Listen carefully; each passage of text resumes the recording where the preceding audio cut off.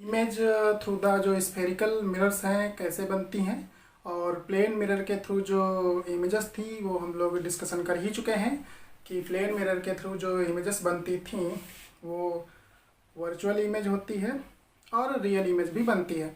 Virtual image तो generally बनती ही है। रियल इमेज कब बनती है? प्लेन मिरर के थ्रू। तो रियल इमेज मैंने बताया था तब बनती है जब convergent light beam plane mirror पे पड़ती है तो रियल इमेज बनती है।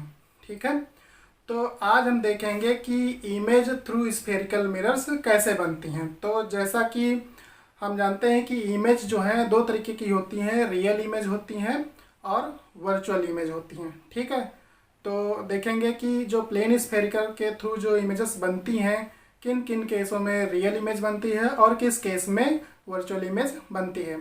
Image through the spherical mirrors.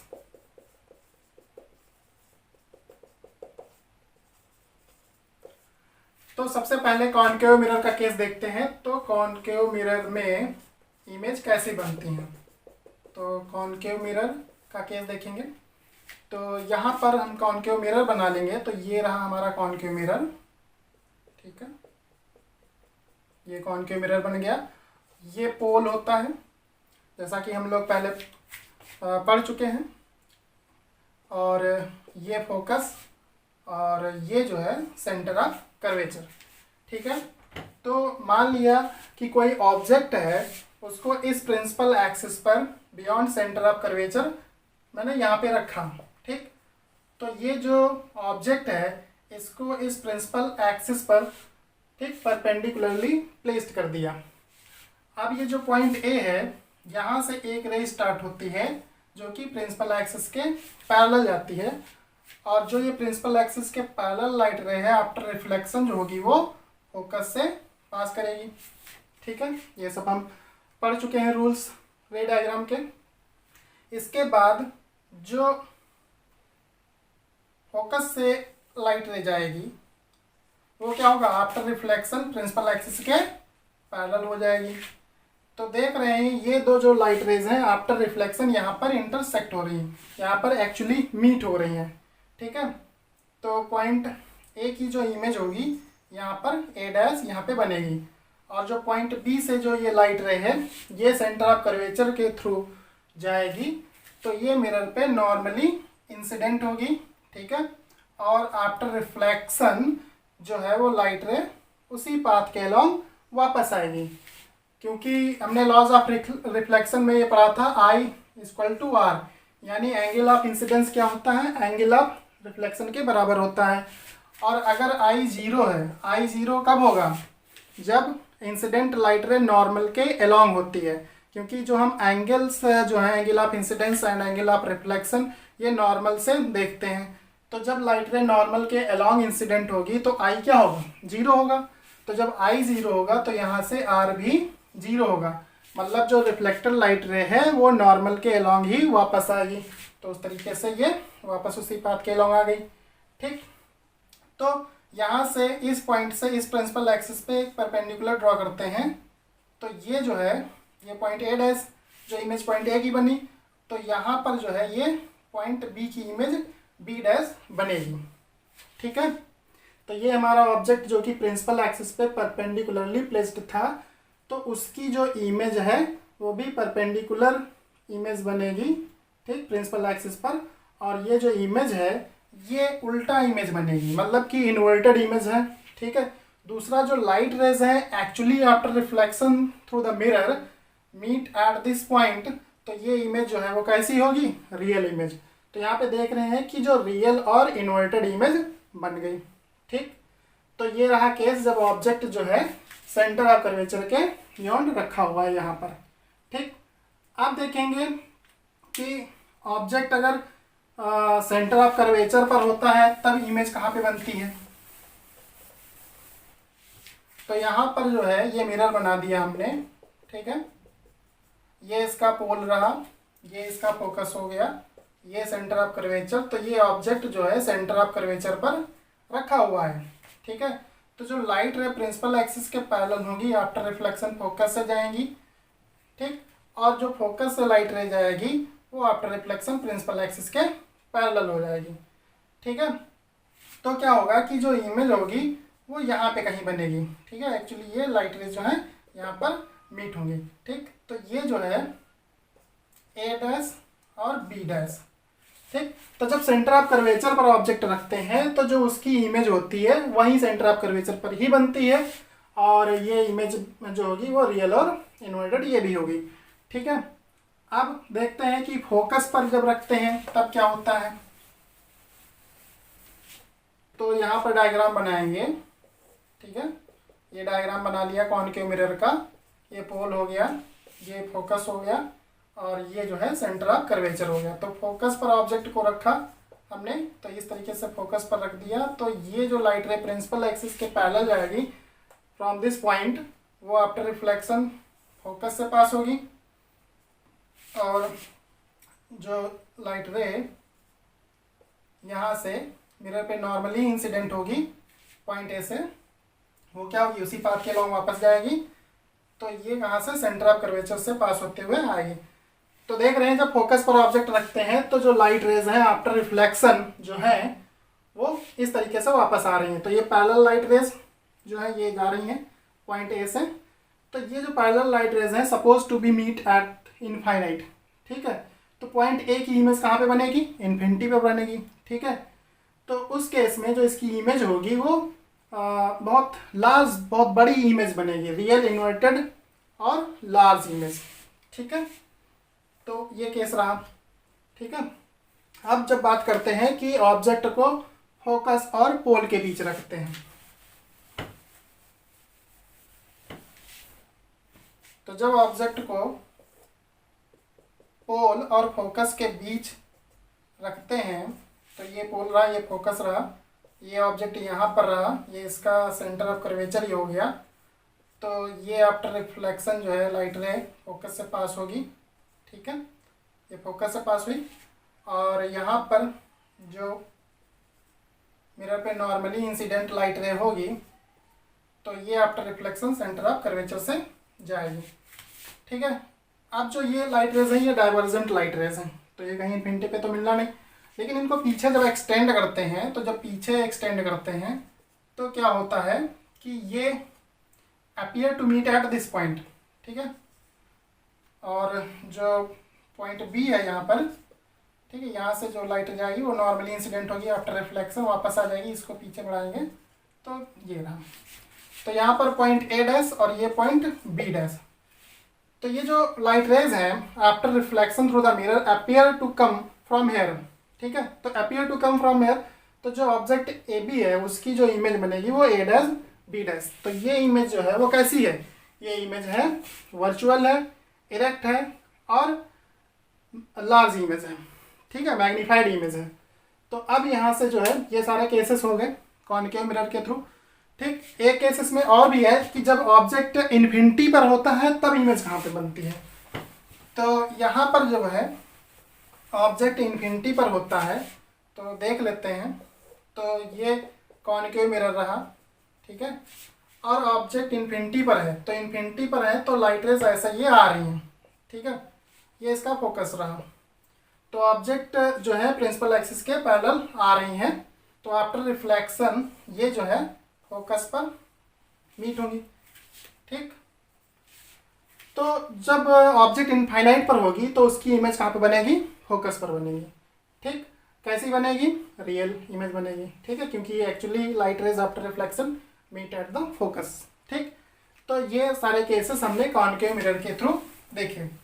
ठीक, तो कॉनकेव मिरर के थ्रू जो है इमेजेस कैसी होती हैं, तो यहाँ पर देख लेते हैं। जो इमेजेस थ्रू कॉनकेव मिरर होती हैं वो कैसी होती हैं, रियल भी होती हैं। तो जो रियल होती है वो इन्वर्टेड होती है। ठीक है, तो ये केस रहा है। ये हमेशा ध्यान रखिएगा, रियल होगा तो इन्वर्टेड भी होगा, और इन्वर्टेड है तो रियल है, मतलब ये रियल और इन्वर्टेड एक साथ आते हैं। ठीक है, दूसरा जो है कैसा होता है, वर्चुअल एंड इरेक्ट। ठीक, तो वर्चुअल होगा तो इरेक्ट भी होगा, इरेक्ट है तो वर्चुअल होगा। तो यहाँ भी ये भी दोनों एक साथ आएंगे, तो वर्चुअल एंड इरेक्ट और मैग्नीफाइड। ठीक है, तो वर्चुअल, इरेक्ट एंड मैग्नीफाइड। ठीक है, और रियल एंड इन्वर्टेड। तो ये जो है कॉनकेव मिरर के थ्रू इमेजेस इस तरीके से बनती हैं, दोनों मतलब इमेजेस बनती हैं, रियल और वर्चुअल भी।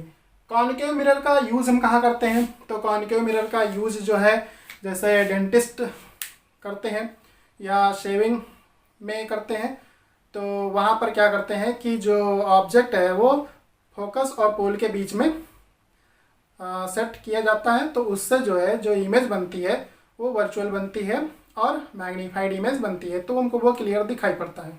ठीक है, तो अब देखेंगे कि image through the convex mirror कैसे बनती है। ठीक है,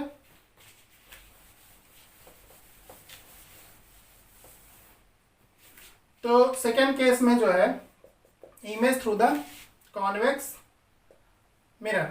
ठीक है, तो यहाँ पर जो होगा कॉन्वेक्स मिरर लेंगे, तो कॉन्वेक्स मिरर जो है वो इस तरीके से रहेगा। ठीक, तो ये कॉन्वेक्स मिरर रहा, ये इसका पोल हो गया, ये इसका फोकस हो गया, ये सेंटर ऑफ कर्वेचर। तो सबसे पहला केस मान लिया कि जब है ऑब्जेक्ट हमारा कहाँ पर है? इन्फिनिटी पर है।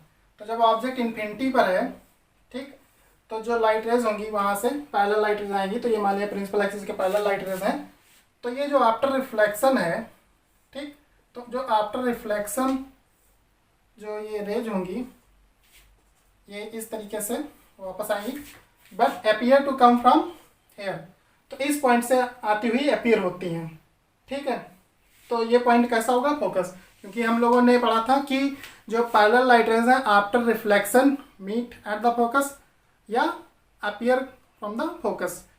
तो ये जो पैरेलल लाइट रेज हैं जो कि ऑब्जेक्ट जहाँ इन्फिनिटी पे रखा वहाँ से आ रही हैं, तो ये after reflection through this mirror appear to come from focus, यानी ऑब्जेक्ट इन्फिनिटी पर होगा तो उसकी इमेज कैसे बनेगी?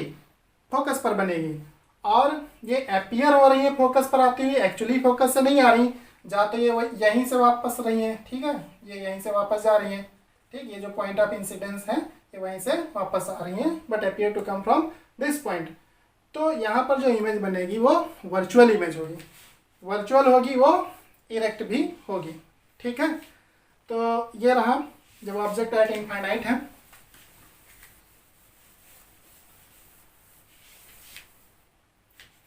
अब देखते हैं जब ऑब्जेक्ट जो है वो इन्फिनिटी पर ना हो करके पोल और इन्फिनिटी के बीच में, तो ये पोल रहा, ठीक है, पोल रहा, और एक ऑब्जेक्ट जो है ये जो है पोल और इन्फिनिटी के बीच में। तो ये जो लाइट रेज पॉइंट ए से जो लाइट रेज आई है ये प्रिंसिपल एक्सिस के पैरेलल है। ठीक है, तो आफ्टर रिफ्लेक्शन दिस लाइट रे appears to come from focus। ठीक है, और एक लाइट रे ये जो है ये लाइट रे ऐसे नॉर्मली इंसिडेंट हो रही है, तो जो मिरर पे नॉर्मली इंसिडेंट हो रही है after reflection appear to come from centre of curvature, क्योंकि नॉर्मल जो लाइट रेज होती है वो कहाँ से पास होती है? सेंटर ऑफ कर्वेचर से। ठीक है, तो यहाँ पर भी ये नॉर्मली इंसिडेंट हो रही है, तो आफ्टर रिफ्लेक्शन ये कहाँ से आती हुई अपीयर होगी? सेंटर ऑफ कर्वेचर से।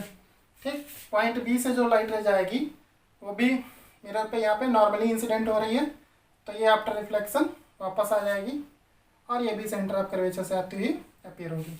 ठीक, तो यहाँ ये पॉइंट ए की इमेज जो बन जाएगी वो ये बन जाएगी, और यहाँ से परपेंडिकुलर ड्रॉ करेंगे प्रिंसिपल एक्सिस पर, क्योंकि ये ऑब्जेक्ट परपेंडिकुलरली प्लेस्ड है, तो इमेज भी जो होगा वो perpendicular to the principal axis होगा। तो यहाँ से परपेंडिकुलर ड्रॉ करेंगे, तो ये तो हो गया ए डैश और ये जो पॉइंट हो गया बी डैश। तो जो इमेज होगी ये वर्चुअल है, इरेक्ट है और स्मॉलर है देन द ऑब्जेक्ट। ठीक, तो ये रहा। तो कॉन्वेक्स मिरर के थ्रू जो इमेज होती है वो ऑलवेज वर्चुअल होती हैं, इरेक्ट होती हैं, स्मॉलर देन द ऑब्जेक्ट होती हैं और पोल एंड फोकस के बीच में होती हैं। ठीक है, तो कॉन्वेक्स मिरर के केस में जो इमेज बनती है वो ऑलवेज वर्चुअल होती है, इरेक्ट होती है। ठीक है, स्मॉलर देन द ऑब्जेक्ट होती है। तो ये रहा। तो कॉन्वेक्स मिरर के केस में जो हमको याद रखना है, ज़रूरी जो बात है वो यही है कि जो इमेज कैसी होगी, ऑलवेज इमेज जो होगी वो वर्चुअल एंड इरेक्ट होगी।